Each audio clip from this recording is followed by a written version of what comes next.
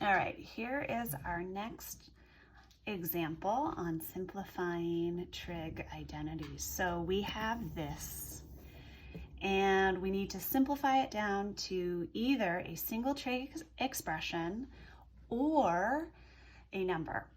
And I look at this and I just, wouldn't it be so nice if we could just cancel that and just be like, oh, it's negative tangent x. Unfortunately, that's not how fractions work. So the reason why I chose this example is because I want you to see that you can actually decompose this fraction. So what this is secant of x times the cosecant of x minus the tangent of x all over the secant of x, cosecant of x. And so if we were to decompose this, we would say that this is the secant of x, cosecant of x, over the secant of x, cosecant of x, minus the tangent of x over the secant of x, cosecant of x. Now, I see this and I'm like, oh, that's 1. Shoot. 1. 1 minus this thing. Well, how can I simplify this thing?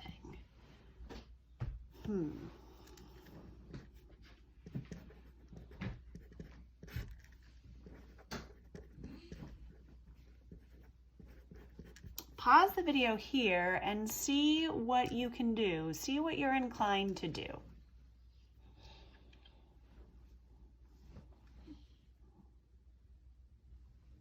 There's lots of different ways to do this, but I don't know why. This made sense to me. So if you did it in a different way, I celebrate you.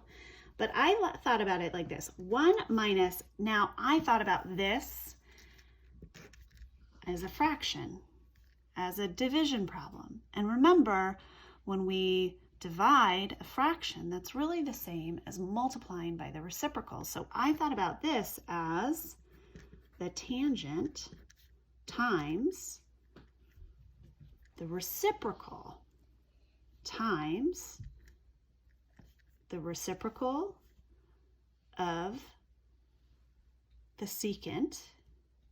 What's the reciprocal of the secant? Cosine.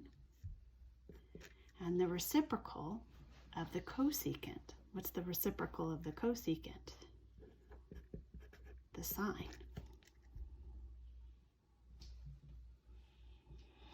And then I thought about tangent as